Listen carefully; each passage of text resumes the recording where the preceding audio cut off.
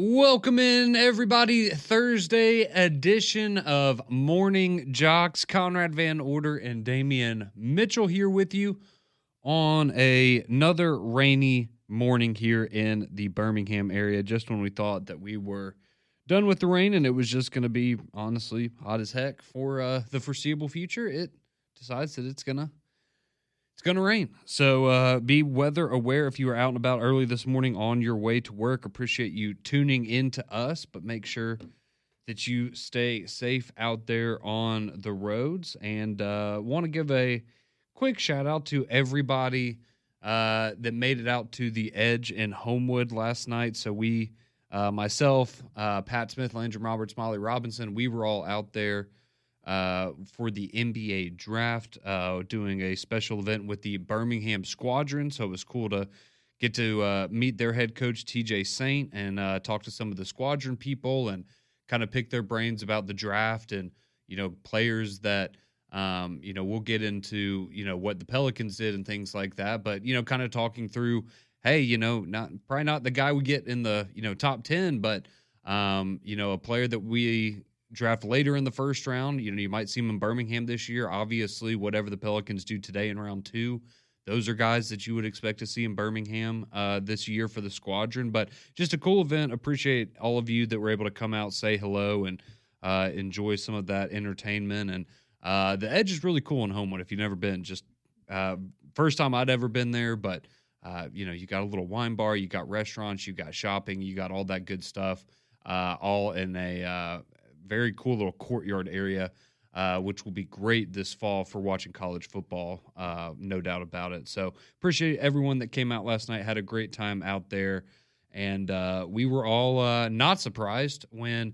Cooper Flagg was the number 1 overall pick in the draft. I think I saw a couple days ago it was minus 50,000 if you wanted to place a bet on Cooper Flagg to go number 1 overall. So the old heavy favorite. Yeah, so I don't I'm just trying to do that in my head. I guess what if you bet $100 on him to go first overall, you win what, 5 cents, something like that. So yeah, I mean it was set in stone. We all knew what was going to happen. It was more a question of what was going to happen at 2, and really it was more so 3 because a lot of people expected Dylan Harper from Rutgers to go 2nd overall, and he did.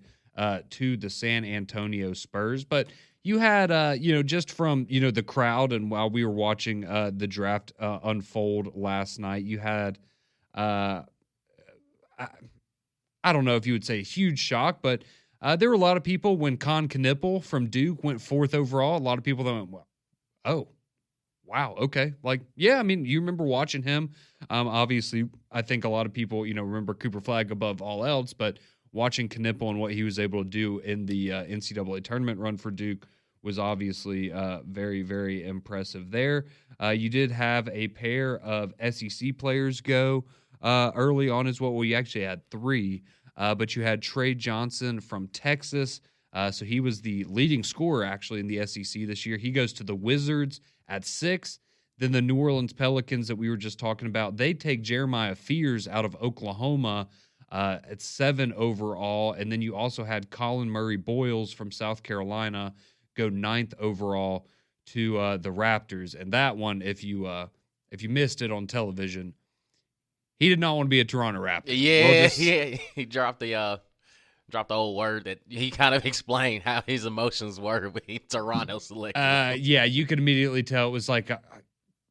I can't say what he said or what it appeared that he said, but yeah, it was very obvious that Toronto was maybe the last place that he wanted to go, but that's where he's going to be playing basketball and getting his paychecks for the foreseeable future. So you had 3 SEC guys go in the top 10, which was nice to see. You had so many trades. I mean, I'm not kidding you, whether it was after a player was selected and then they got traded, or just picks being traded from picks 13 all the way down to 27.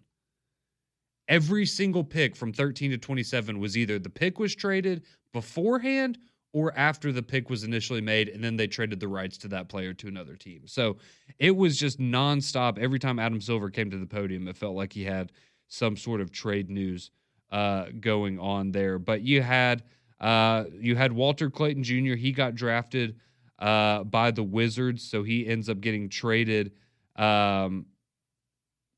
But he ends up getting traded to the Utah Jazz. So there's a little bit more of your SEC flavor there. Asa Newell, he got drafted by the Pelicans, but then he got traded to Atlanta after that pick was selected. And of course, he played his ball there at Georgia. You had Danny Wolf, who I know a lot of us remember from that Yale team a couple of years ago. He goes in the first round to the Brooklyn Nets. So maybe that makes you feel a little bit better if you're an Auburn fan, right? It's, hey, it was Yale, but hey, they had a future first-round pick on their team. Yeah, that makes you feel maybe a little bit better in hindsight. But, of course, for us here in the state, we're all waiting to see, and we knew it was going to ultimately be today, right, that you were going to see Janai Broome, Mark Sears, Grant Nelson, those kinds of guys ultimately hope to hear their name called in the NBA draft. And just as it stands right now, I'm looking at ESPN, and according to their experts, they're best available for day 2 of the draft. So you have some SEC flavor here at the top. You have Thero from Arkansas, Edu Thero. He's the 4th best available. Chaz Lanier from Tennessee. He's the 8th best player available. And then you have Janai Broome. He is currently listed as the 10th best player left on the board by ESPN, and then you're going to have to scroll down a little bit more, and you're going to have to go over to page number 2, and that is where you are going to see that Mark Sears and Grant Nelson are the 31st and 32nd best available players according to ESPN. So might be a little while before you hear one of their names called, and the reality is you may not hear either of their names called, or you may hear one of them called and the other one will fall just short. So we'll see what happens there with Mark Sears and Grant Nelson later today, but Janai Broome absolutely expected to go somewhere in the 40s. So a lot of people I know, from a couple days ago, you had the Oklahoma City Thunder, the Milwaukee Bucks, the Clippers. Those were some of the teams that had been projected to pick up Janai Broome. So we will see how that goes for him. But I thought it was, fairly entertaining last night. I'll be honest. I didn't think they could have had a better panel. Yeah. They could have had a better panel. I did think the emotion of everything was cool getting to see all the kids and their parents get emotional and all that. And they really talked that up on ESPN. But yeah, did you notice that panel left something to be desired? Did you see Malik Andrews called Cedric Coward, Colin Coward. Yeah, that was. I did a double take because I was like, "There's no way this happened." Oh yeah, like when I watched it live, I was like, "I know I heard what I thought I heard. I know without a shadow of a doubt that she just said Colin Coward." Yeah, and it was And if you, that was because that was actually the kid that Alabama was going after. Yeah, a couple months ago, and then you're like, "Oh, I see why you." went to the draft. You're the 11th overall pick. Yeah. But yeah, no, it was funny. Colin Coward posted a picture of himself photoshopped in a Trailblazers jersey last night. So that was funny. You had Kendrick Perkins, who I forgot what pick it was exactly. It was like the 15th pick or somebody, and they were asking him, what he thought. He's like, I don't really know what's still on the board right now. And it's like, dude, you're halfway through the first round and you've ran out of information. People are like, go on, Perk. Like, you got 15 picks left to go, big dog. Right, like names just coming off the board. Like, oh, he sounds familiar. Yeah, exactly. I've heard that name before. Yeah, so it certainly left something to be desired there. I think from some of the analysis that they offered, but it's always cool to get to see these moments and life-changing moments for these kids and their families, and that's always awesome. So we'll see what happens in day 2 with Janai Broome, Mark Sears, Grant Nelson, and anybody else from here locally. But that is a recap of day 1, round 1 of the NBA draft. And again, if you are just now joining us, Cooper Flagg did go first overall. No big surprise there. We also had a big night in Major League Baseball last night. So you had an opportunity for some teams got a little bit of revenge last night. So my Yankees finally got back on the right track against your Reds, Damian. So after taking 2 of 3 from the Yankees over the last couple of days, New York comes back. They win 7-1 last night. Max Fried becomes the first pitcher in Major League Baseball to 10 wins. So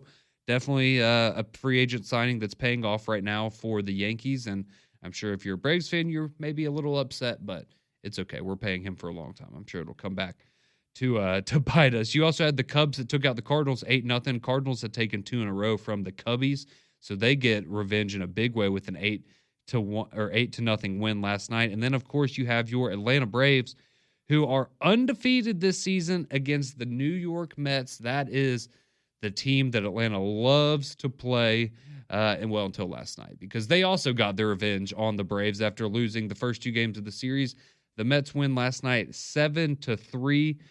So Clay Holmes goes 5 innings, only gives up 1 earned run for New York last night.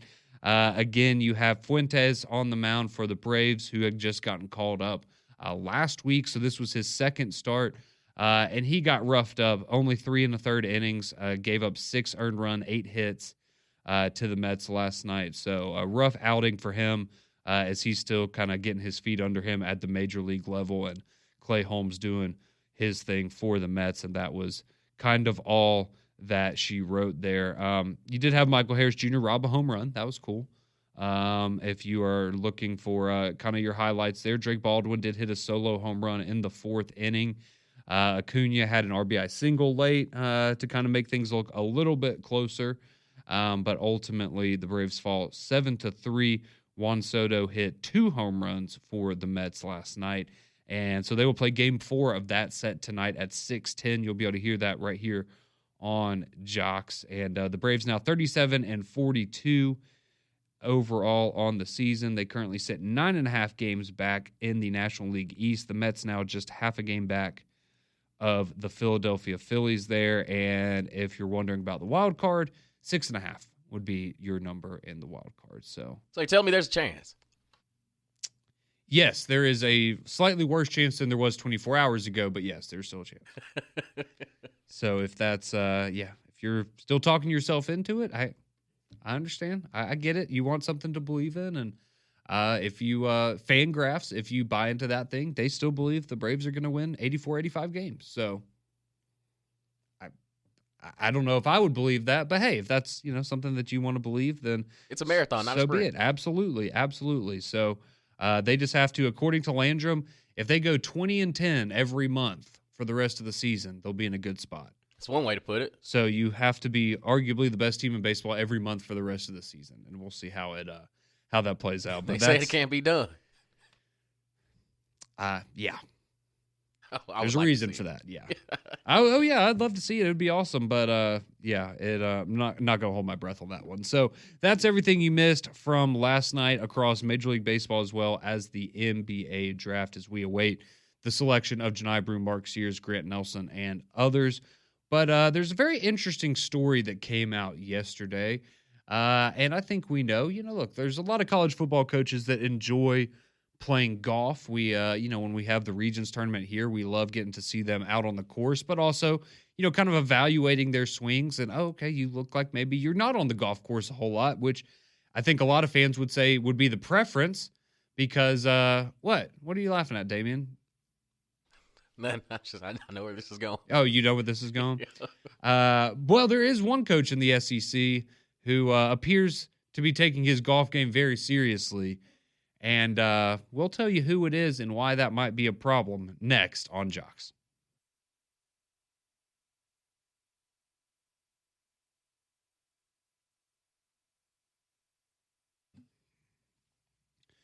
.618, welcome back in to Morning JOX. Conrad and Damien here with you on your Thursday morning. Appreciate you tuning in to us. You can text into the program, 205-834-9450. That'll get you on the courtesy GMC text line if you have any thoughts on the NBA draft from last night, where you want to see Janai Broome or Mark Sears or Grant Nelson land today in round 2.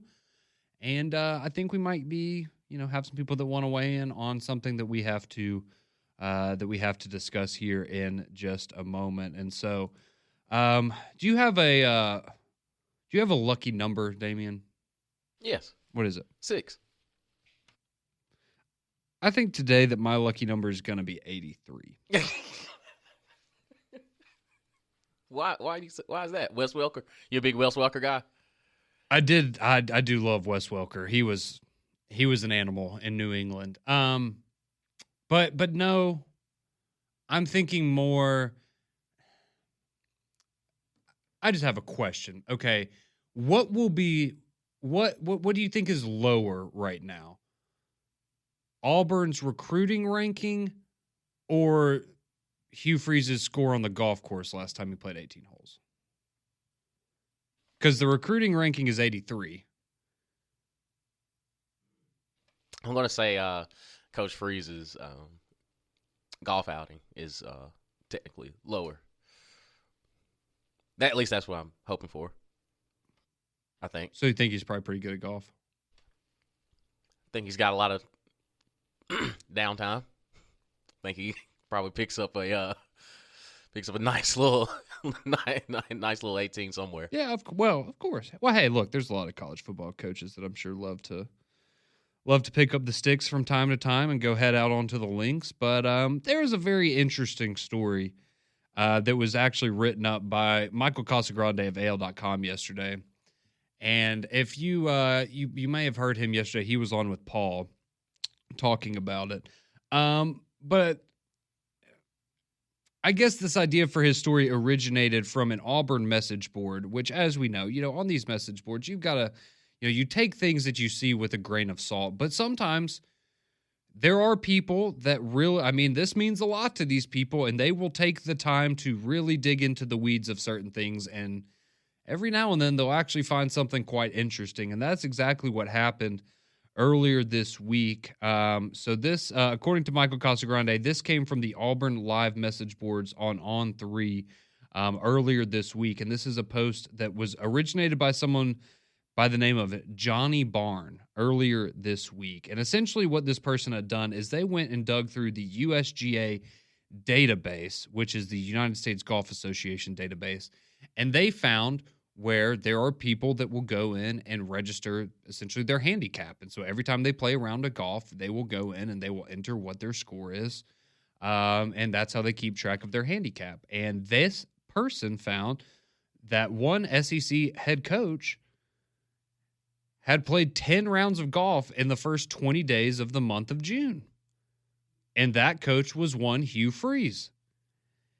And again, okay, you may say, oh, okay, well, it's not that big of a deal, right? It's June, it's the summer. Like, there's a lot of people that are playing golf right now, surely. But when you are in the middle of, I guess, the final stretch, the final push of this recruiting cycle, this recruiting period right now, because right now you are in the dead period. And so right now, if you want to go play golf, I think a lot of people would really not bat an eye at that, right? Because you can't, you're very handcuffed in terms of recruiting what you're capable of doing right now. But I know, for example, this past weekend, right? And when we came on the air on Monday and we were sharing some of the recruiting news, and you're talking about Alabama, and you had 3 or 4 or 5 different 5-star kids on campus this weekend, and you had Nick Saban coming in and meeting with recruits and sitting down with them and talking to them, and you have all of these different things going on. And then at Auburn, you're man, kind of heard crickets this weekend. What's going on? And you start to hear things like, well, maybe Hugh Freeze isn't, was a little busy. And then you see this and you go, well, maybe he's busy on the golf course. And again, I'm not saying, and none of this is meant to say that Hugh Freeze is a bad coach because he's played a lot of golf in June. It's just more of the idea of, it just continues to add on to the idea that this is a make or break season for Auburn. Recruiting is not where you want it to be right now. And admittedly, it's not for Alabama either. But you're talking about an Alabama program that's around 33 in recruiting versus an Auburn program that's 83 in recruiting after being in the top 10 the last 2 years. Now, a lot of things are going to change. Is Auburn going to finish with the 83rd best recruiting class? No, they're not. They're going to be significantly better off than that when all is said and done. But it certainly doesn't look great right now when you are you're in the middle of an offseason that is absolutely make or break for Hugh Freeze and this Auburn football program. And it's just one of those things that you can easily draw to. And I promise you this, you can sit here and be like, oh, well, here goes the Alabama person trying to bring up Hugh Freeze playing golf, blah, blah, blah. That's fine. If you think this is nothing, have at it.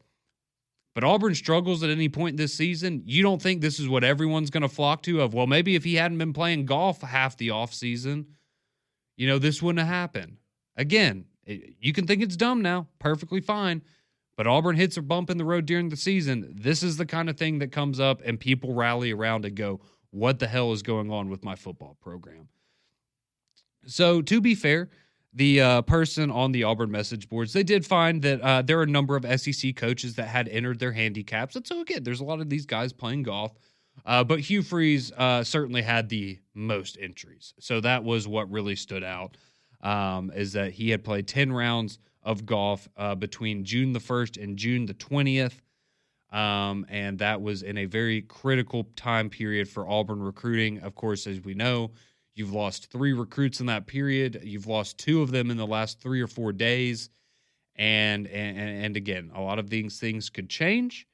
I'm not saying that he wasn't working at all. Obviously, he was working on recruiting, working with the program. It just maybe it's just one of those things from the outside looking in. It doesn't give the best optics right now. Right, and that's what it is. The optics just don't look great when you've had 2 losing seasons back to back.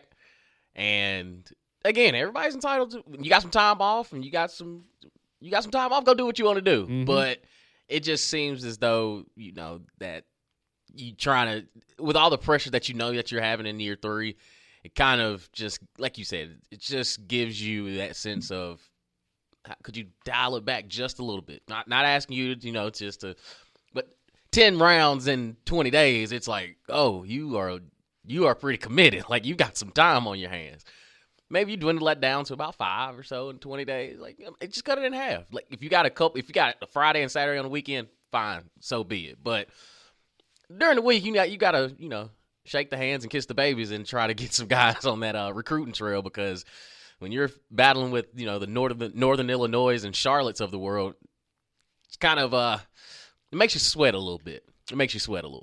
Yeah, and so unfortunately, with the database and the information, like, it doesn't tell you the exact day that the stuff is put in, right? So it's not like we can go back through and chart out exactly, all right, on these specific days were the days that he was playing golf. But I just think, again, when you go back and you look at, you lost 2 big recruits in the past week. Now you're in the dead period, and you're going to have people that, again, we don't know what exactly his schedule looked like, but you're going to go, okay, so you couldn't have held off on some of those rounds maybe for another week for the dead period when, again, like I said, I don't think anyone's going to bat an eye if you're playing golf, but, when these come out in conjunction with, Auburn's losing some recruits, it's like, okay, well, maybe if we had, put a little more of a focus on this or made a little more of a priority, that wouldn't happen. Now, I'm not, maybe it would have happened regardless, but again, it's about the optics at this point, and anything that, or, the last thing that Auburn needs is a distraction, and for there to be a sentiment that the head coach isn't, 100% bought in and this, that, and the other. Again, I don't think that's the case, but it just doesn't look super great from the outside looking in. So some of you chiming in with thoughts on the Courtesy GMC text line, 205-834-9450. We see you on the phone lines as well, 1-800-239-WJOX if you want to chime in there, and we will get your thoughts on Hugh Freeze. Is this a big nothing burger with the Hugh Freeze golf golf numbers, or is this something that concerns you as an Auburn fan? We'll dive into all that and your reaction next here on Morning JOX.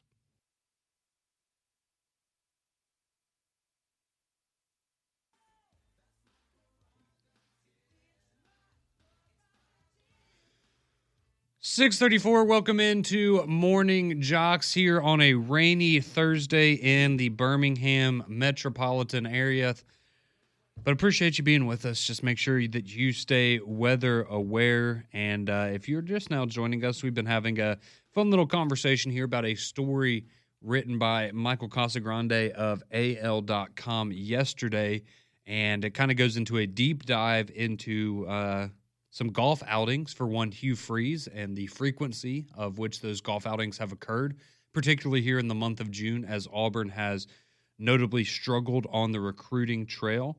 And some of you have decided to chime in on both the phone lines as well as the text line. So 205-834-9450 if you want to weigh in. And let's go to the phone lines quickly with our resident Auburn fan, Don, the biggest Auburn fan that I know. What do you so when you hear this about Hugh Freeze and his golf game, Don, does it concern you at all, or do you think just a whole bunch of nothing? A little bit of both, Conrad. I don't know if you guys remember, but he went on vacation last year in the summertime on the last week of the visit season. So, but Jeffrey Lee, when he was on y'all's show the other day, and he was on the show last night, the recruiting show last night, they brought up a good topic. Auburn really doesn't lose anybody this year, and they're having to tell the players they don't know what kind of NIL money they're going to give them. And in my opinion, that's why they're losing these people, because they don't know what kind of budget they're going to have in December. I mean, does that make any sense at all to you guys? You mean because of the House settlement, or because they don't know if they're going to be able to hit the $20.5 million? You know, in what way do you mean that? No.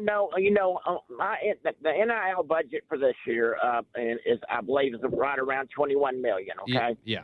And they really can't tell. Like, just use Poodle for example, that they committed the other day. Mm-hmm. They can't promise any player what they're going to give them if they sign with Auburn. Is what I'm saying. Gotcha. So y'all, so you basically tell me that Auburn's fighting to get money? Like they ain't got no money? Are you calling Auburn broke? Well, no, Damien. I'm saying that they're paying everybody like Singleton and Coleman and Jackson Arnold and all that a couple of $1 million apiece. And so y'all can't buy this class. Y'all actually have to give them scholarships. That's what you're saying. Like they actually have to. They got to play school. Exactly. That is exactly what I'm saying. Makes sense. Yeah.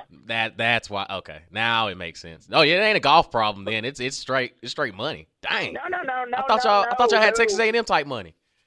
No, I'm not saying that at all. He doesn't need to be playing golf on this recruiting season. No, I agree. But Conrad, if you read that message board, everything, those people are crazy on that Auburn on 3 message board, son. I mean, they hate me. They hate me, Conrad. Well, you're the reasonable Auburn fan, Don. They make fun of me on that board all the time, and Conrad, it's bad. They make fun of me for being friends with you and Pat. Oh, it's okay. I'm sure they love me on that message board. I'm sure they have very nice things to say about our show. Well, I mean, to me, I wouldn't worry about it. I'm sure you don't. Those people are idiots, Conrad. Okay. Hey, so how do you think this is? How do you think hearing that the fan base is tearing itself apart from the inside makes me want to be an Auburn fan? That's true, Don. The biggest this could be bad for Damien's recruitment. This is negative recruitment. This is bad. So y'all hate each other. Y'all hate each other, but y'all cheer for the same team. It's ridiculous. Damien, I understand what you're saying. It's ridiculous. It really is. But if you were to pick a team to root for based on which coach is most likely to play golf with you, then maybe you could be an Auburn fan. Yeah, exactly. Well, Conrad, you play golf. Maybe you can play in a pro-am with Hugh. Oh, that would be great. I think he's significantly better than me still. I'm not very good, but no, it's all fun and games. It was great Conrad, it was great seeing you guys last night. That Edge is a beautiful place, isn't it? Absolutely. No, it was awesome. We appreciated you and the rest of the gang coming out there last night, Don. But yeah, no, it was a nice time. All right, guys. Thank y'all very much, guys. Yep, appreciate you, Don. Thank you for chiming in with some of his thoughts on Auburn. So, we talked about it a little bit earlier in the week. You're in a situation now where you have spent a lot of money on the roster for this year. You have gone all in on this year if you're Auburn, and I guess now the question just becomes, okay, let's say that Auburn let's say they win 9 games this year, right? I think a lot of people would be very happy with that. What then does it look like? I know you got a lot of young guys that will be able to come back for another year, but then what does it look like? Are you putting all your eggs in one basket for this year while potentially sacrificing maybe what comes in the next couple of years because you're putting everything into this year financially, and then you're going to have to retool and reload a little bit? Yeah. But no, I get exactly what Don was saying as far as, they're trying to maintain the roster that they already have. Yeah. But like you said, in I guess you'd say a consequence is you're not going to be able to afford some of the cream of the crop as far as when it comes to recruiting. That's probably why the numbers are so low, because again, you just got to, there's just no magic button that has, $1 billion in it. So you kind of have to just work with what you got. Well, and the thing is, a lot of the other programs obviously are saying, well, we don't have that problem. So yeah, why don't you come over here? Hey, if they're not sure what they're going to offer you, or they don't want to offer you X number of dollars, well, we will, because we want to compete at the highest level, and we have the resources to do that. And so that's going to be just one of the interesting things, as we get into this new era, I feel like, because we've talked about it, is, you're going to have these programs that if they want to, they can decide, hey, maybe we're going to go all in on this year, and it's going to take us 3 or 4 years to rebuild that war chest a little bit and get back to that level. But we really think this is the one season for us to hit it big. And it seems like that's what Auburn's doing. And hopefully it leads to, success on the field this year, which then leads to them, bolstering this recruiting class. And we're having a completely different conversation later in the year. But certainly a lot of interesting things going on in the recruiting world as it evolves Auburn and Alabama as well. So we'll get to your text, 205-834-9450. That's on the Courtesy GMC text line. A lot of you chiming in with your thoughts on Auburn, Hugh Freeze, his golf game, all of the above. We would love to hear from you, and that's exactly what we will do next here on JOX.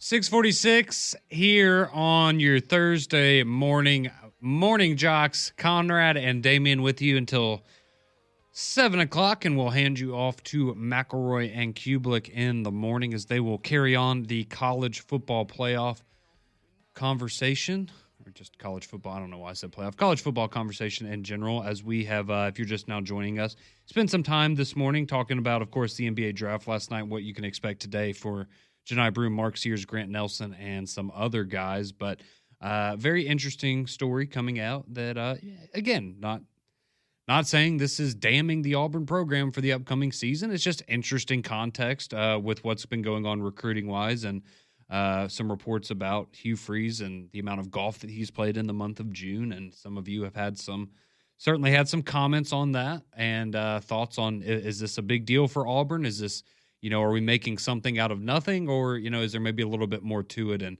there is actually some reason to be concerned. So let's go to the text line, 205-834-9450. We'll get you on the Courtesy GMC text line. And we'll start off with Alan's text, because he actually asked a very important question that I have not answered up until now. And he asks, so Conrad, what was lower, the recruiting rankings or Hugh Freeze's golf round?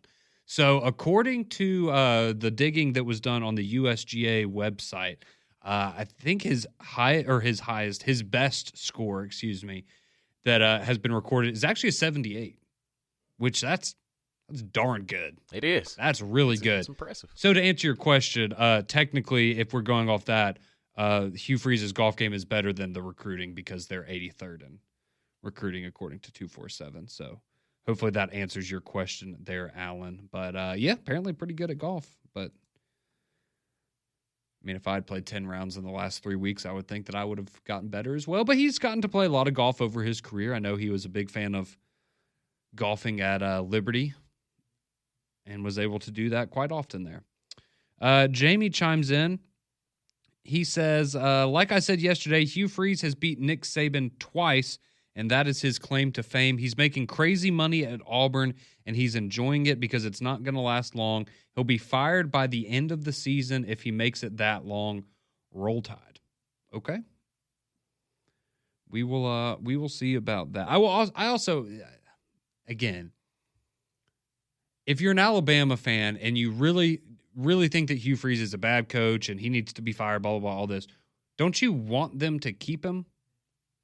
I'm just throwing that out there, because I feel like there's just a lot of people out there like, oh, you're gonna have to fire your coach, and it's like, if you're an Alabama fan, don't you want them to keep, like, that was always the thing with Gus, right? Is it's like, we'll give you one out of every 3 or 4 years, you can have that Iron Bowl if that means that you're going to be here for the long haul, because you knew that kind of had a cap on what Auburn was going to be able to accomplish. And so now it's, I just feel like there's a lot of Alabama fans that like have been taking shots at Hugh Freeze this offseason and stuff, and I get it, but I'm like, don't you want him to stick around for a while if, he's going to keep Auburn at 6-6, 5-7 type of levels?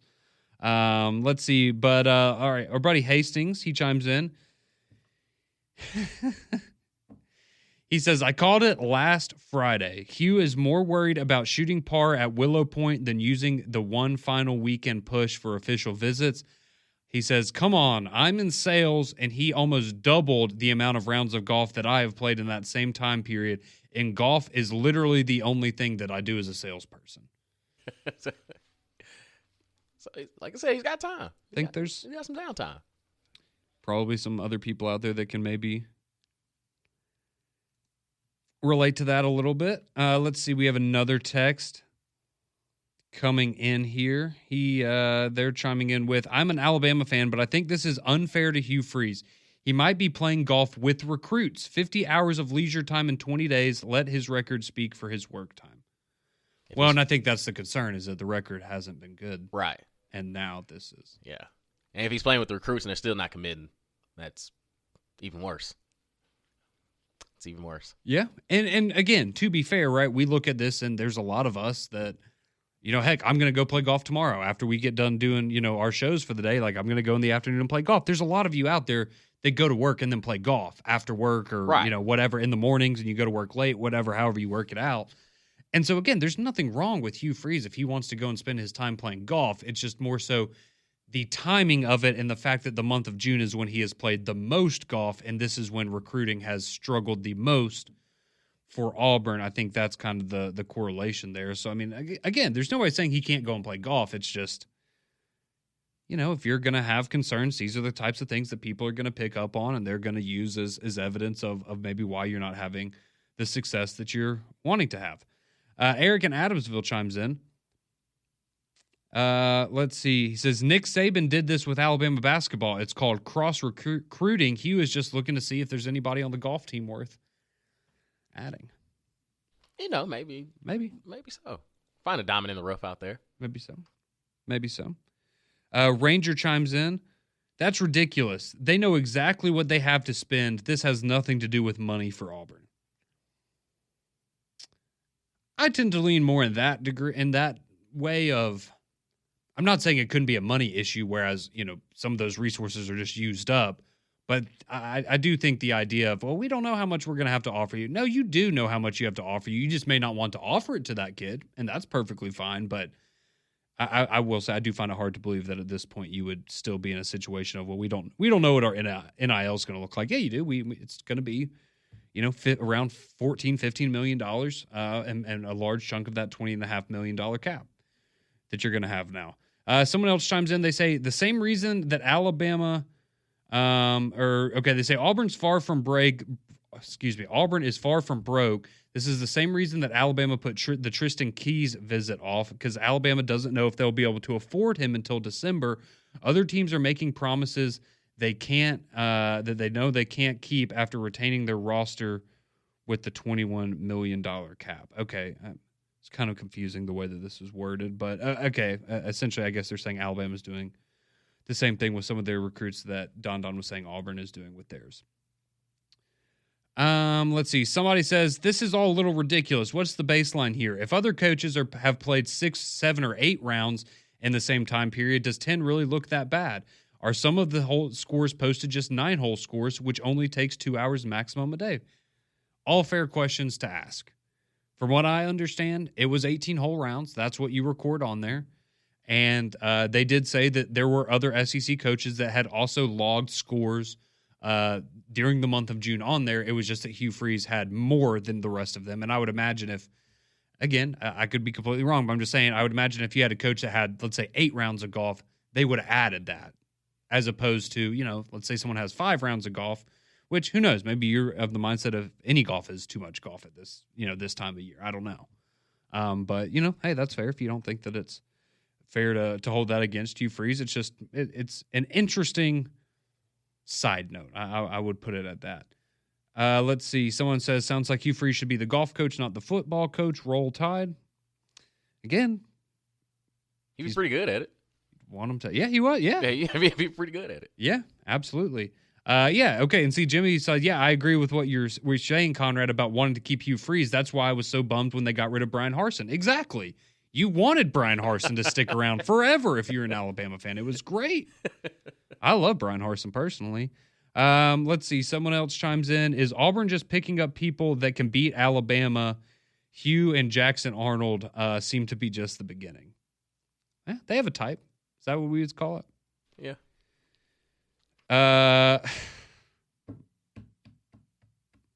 Can't read that one.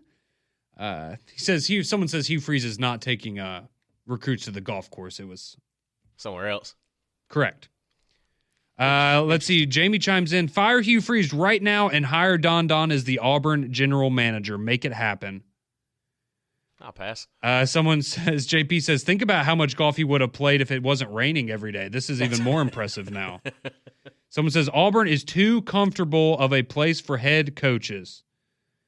And then someone else says, this sounds like my wife when I mow the yard on her time frame. Move on to real sports, not gossip. Well, we did. We talked about the NBA draft and Major League Baseball because that's all that's going on right now. Appreciate you joining us. We're back tomorrow at 6. Mac and Cube is next.